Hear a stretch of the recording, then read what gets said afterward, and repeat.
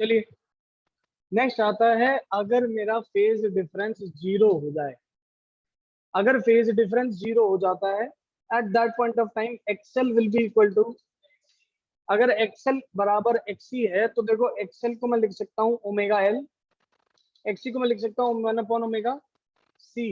From here we can write omega square is equal to 1 upon L C, ये square हटाया तो यहाँ बन गया under root, omega can be written as 2 pi F, so the formula for frequency comes out to be 1 upon 2 pi under root LC, and this is known as the resonating frequency। जब हमारा circuit zero phase difference में होगा, कौन सा circuit? LCR circuit.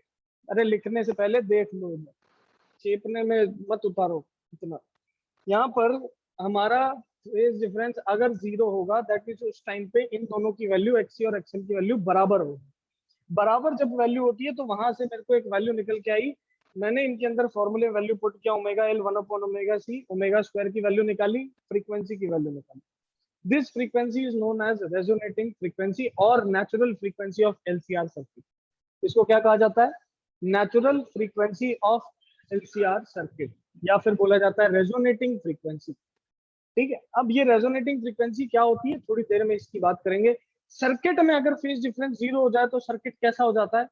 Purely resistive हो जाता है। क्या हो जाता है? Purely resistive. तो मैं यहाँ लिख देता हूँ, इट बिकम्स प्योरली रेजिस्टिव। सबसे पहली बात, अगर प्योरली रेजिस्टिव सर्किट हो जाए तो पावर डिसिपेशन उस टाइम पे कितना होता है? Power dissipation will be equal to Vm into Im by 2। Power dissipation will be equal to Vm into Im by 2। Power dissipation कितना हो गया? Vm Im by 2 हो गया। प्योरली रेजिस्टिव सर्किट बना, प्योरली रेजिस्टिव सर्किट में frequency अपन ने निकाली, पावर डिसिपेशन कितना निकल के आया? Vm Im by 2 निकल के आया। Any problem? समझ में आई बात? अब ये रेजोनेंस क्या होता है? रेजोनेंस के टाइम पे सर्किट के अंदर एक्सी एक्सएल के बराबर कब होगा? जब दोनों पे पोटेंशियल ड्रॉप क्या हो जाए? इक्वल हो जाए। जब दोनों पे पोटेंशियल ड्रॉप इक्वल होगा तो एक्सएल बराबर एक्सी के हो जाएगा, और ये चीज मुझे देखने को मिलेगी। यहाँ पर एक फॉर्मूला और होता है which is known as power factor, which is known as power factor. उसकी बात करेंगे अभी थोड़ी देर में जब पावर का कॉन्सेप्ट देखेंगे। पहले बताओ यहाँ तक बात समझ में आई कि नहीं आई? ये जो 3 क्लासिफिकेशन मैंने किए हैं, पॉजिटिव, नेगेटिव एंड जीरो वाले, सबको क्लियर हुए? ऑनलाइन बताइए सभी, और इसको नोट डाउन कर लो, नोट डाउन कर लो, ऑनलाइन जो बैठे हैं तो, और जो ऑफलाइन बैठे हैं फटाफट।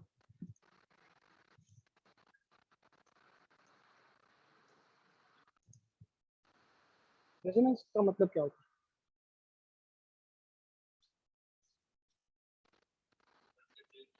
अरे वो केमिस्ट्री में होता है, फिजिक्स में what do you mean by resonance? क्या होता है?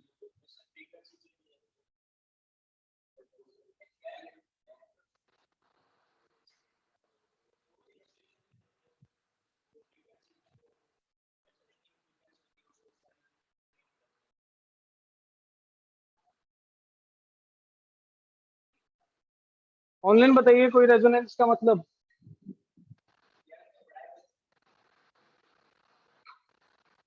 Stationary wave?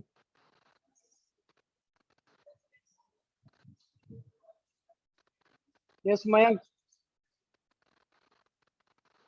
सर फ्रीक्वेंसी से सेम होना। फ्रीक्वेंसी सेम होना, किन्हीं भी दो वाइब्रेटिंग या ऑसिलेटिंग ऑब्जेक्ट्स का फ्रीक्वेंसी अगर सेम हो जाए तो they will vibrate in same phase. वो सेम फेज में वाइब्रेट करने लगते हैं, सेम फेज में ऑसिलेट करने लगते हैं, and that is known as resonance.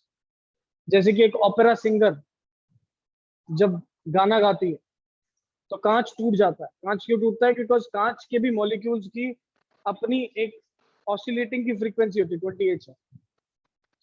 अपने कांच की भी, और जितने भी पार्टिकल्स हैं उनके वाइब्रेशन की एक फ्रीक्वेंसी रहती है which is known as natural frequency of that glass. अब जब वो ओपेरा सिंगर अपने गले से साउंड प्रोड्यूस करती है तो साउंड की भी एक फ्रीक्वेंसी होगी।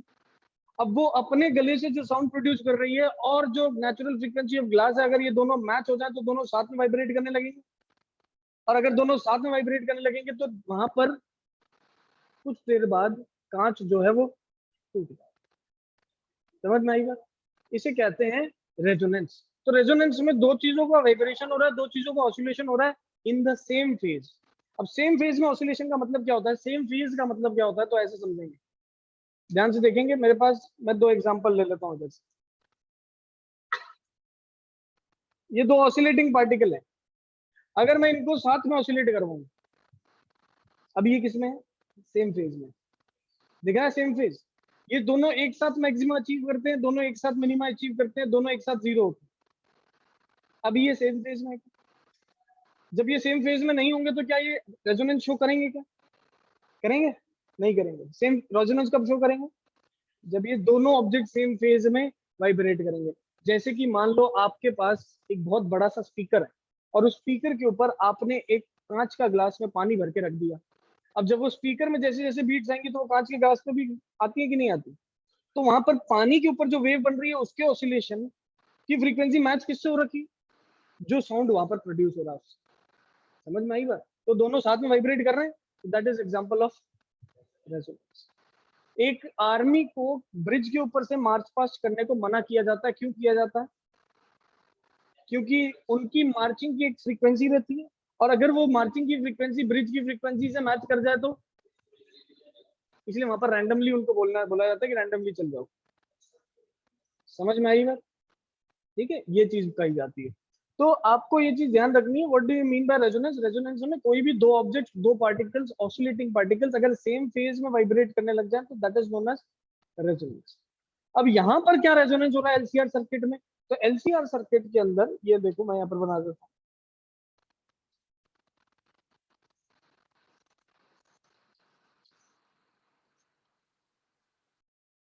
इसको भी वेरिएबल ले लिया, इसको भी वेरिएबल ले लिया, ध्यान से समझिए। लॉजिक बताऊंगा, इसके पीछे जो फंडा है वो कल बताएंगे, न्यूमेरिकल जो है वो कल करेंगे, लॉजिक आज समझेंगे। मैंने क्या ले लिया, एल की वैल्यू और सी की वैल्यू वेरिएबल ले ली। वेरिएबल मतलब वेरिएबल कैपेसिटेंस, वेरिएबल इंडक्टेंस ले सकते हैं कि नहीं ले सकते। वेरिएबल रेजिस्टेंस भी होता है, लेकिन मैं यहाँ रेजिस्टेंस को वेरिएबल नहीं लेना। मैं जानता हूँ मेरी फ्रीक्वेंसी डिपेंड किस पे करती है, एल और सी पे करती है। किस पे करती है, एल और सी पे। तो रेजिस्टेंस को वेरिएबल लेने का कोई मतलब ही नहीं है। मेरे को अगर फ्रीक्वेंसी चेंज करनी है, क्या करूंगा, इन दोनों को वेरिएबल ले लूंगा। अब अपन सभी के घरों में रेडियोज हैं, एफएम रेडियोज हैं, टेलीविजन हैं, सारी चीजें हैं। तो जब एफएम रेडियो की बात करते हैं, एफएम रेडियो में सबसे कॉमन हमारे पास जो स्टेशन है कौन सा है, 92.7 मेगाहर्ट्ज, है कि नहीं। तो 92.7 मेगाहर्ट्ज का मतलब क्या हो गया, 92.7 into 10 to the power 6 hertz, इतने फ्रीक्वेंसी की मेरे पास एक वेव आ रही है, विच इज एफएम, मतलब फ्रीक्वेंसी मॉड्यूलेटेड वेव है। कैसी वेव है, फ्रीक्वेंसी मॉड्यूलेटेड वेव, इसको ये बोलते हैं, ठीक है।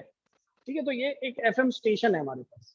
अब मुझे इस एफएम स्टेशन से इतनी फ्रीक्वेंसी पे मेरे पास एक डेटा आ रहा है, जो गाना है वो वेव के फॉर्म में आ रहा है, तो दैट मीन्स कुछ डेटा आ रहा है मेरे पास। मेरे कार्स के अंदर जो एंटीना लगे हुए हैं या जो रेडियोज हैं उसके ऊपर एंटीना लगे हुए हैं, वो उस डेटा को कैच करते हैं, उसको इंटरप्रेट करते हैं। अब कैच करके इंटरप्रेट कैसे कर पाएंगे जब आपके सर्किट के अंदर खुद क्या होगा, एक एलसीआर सर्किट लगा होगा। हम जानते हैं एलसीआर सर्किट क्या करता है, रेजोनेट करता है, कितनी फ्रीक्वेंसी पे करता है, एफ इजिकल टू 1/2π√LC।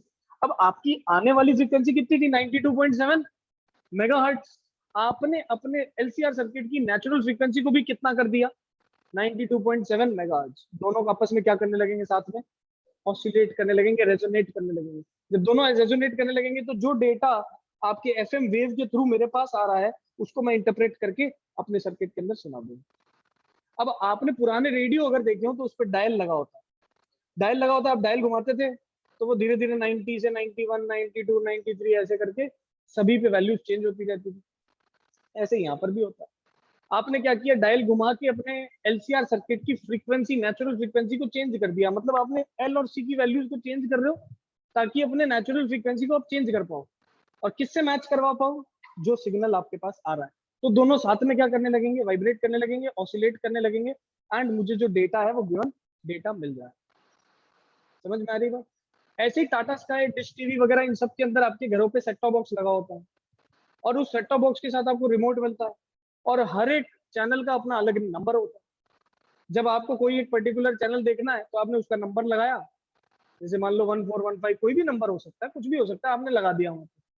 जैसे ही आपने नंबर लगाया वो पर्टिकुलर चैनल चलने लग गया।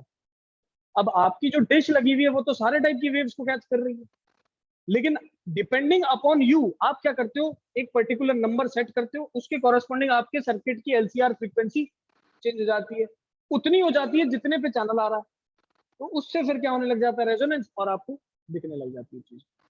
समझ में आई बात? तो जहां पर भी वायरलेस ऑपरेशन हो रहा है वहां पर एलसीआर सर्किट लगाओ। आपने देखा है कि गाड़ियों के अंदर की फोब होता है, उस की के ऊपर आप क्या करते हो, बटन दबाते हो, आपकी गाड़ी ऑन हो जाती है, मतलब ऑन हो जाती है मतलब अनलॉक हो जाती है, होता है कि नहीं होता? और एक गाड़ी से सभी गाड़ियां अनलॉक होती नहीं है। इसका मतलब आपके की फोब ने एक वेव को एमिट किया, उस वेव की फ्रीक्वेंसी से ऑसिलेट कौन हो रहा है, सिर्फ आपकी गाड़ी का एलसीआर सर्किट हो रहा है। समझ में आ रही बात है कि नहीं है?